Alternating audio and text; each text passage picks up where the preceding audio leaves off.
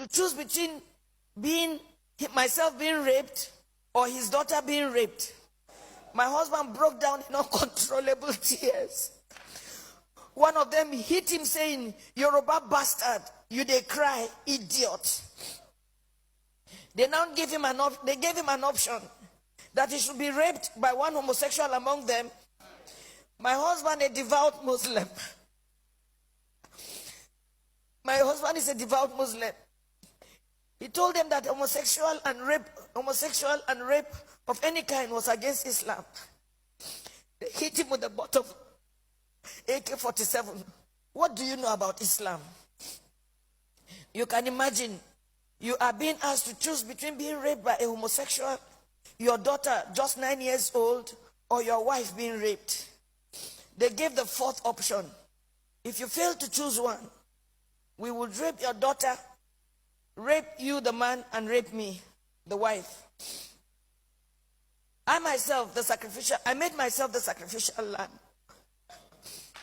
My husband begged, saying they should name any price. One of them asked him to bend down.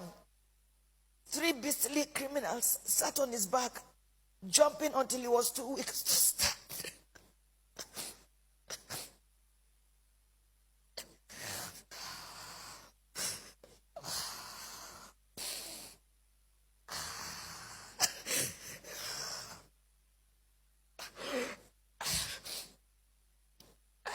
I was not allowed to put on any additional clothes. Imagine they rape you all night and they stop you from putting on any clothes for 24 hours. The rain fell once.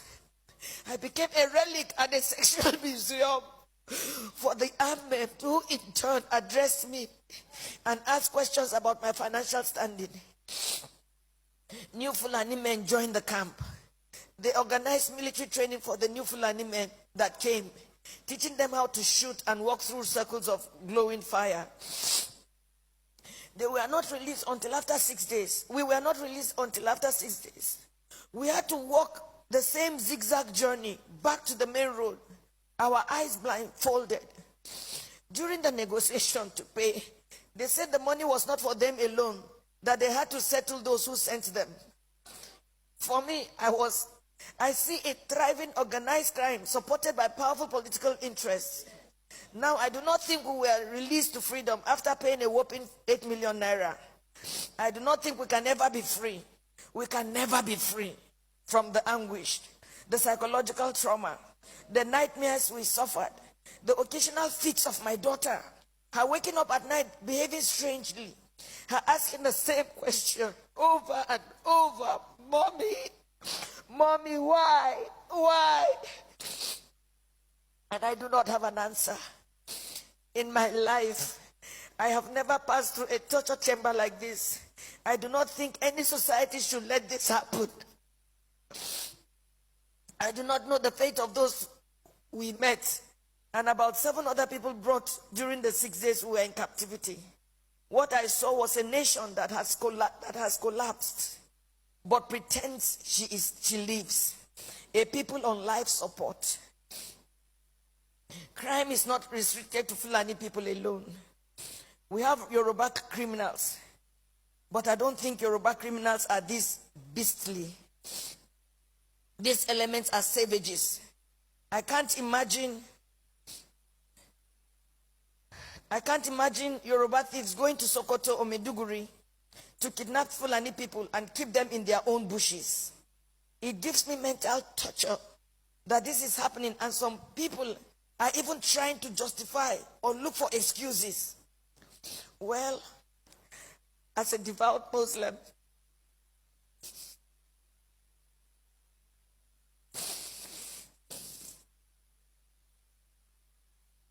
myself and my family have taken solace in Allah.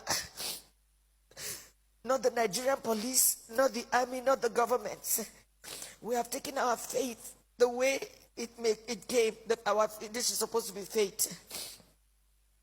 I thank God that we successfully returned to where we live, thousands of miles from Nigeria. We thank God that we have made a vow. Never shall me, any of my children, or husband in our lifetime visit Nigeria again. Our remains, anytime we die, will also not be buried in Nigeria. It was a suggestion my daughter made, which we all adopted. I pity the country. I pity her people who continuously walk like the living dead. I pity those who parade themselves as leaders because they know nothing about what is going on and the abyss the country is sunk already.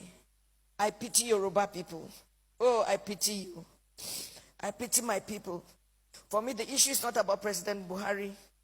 Democracy can produce anything, even the worst in the society. What I worry about is the conspiracy of silence by the people themselves. The ignorance, the treachery, and the illusion that one day things will get better through another election.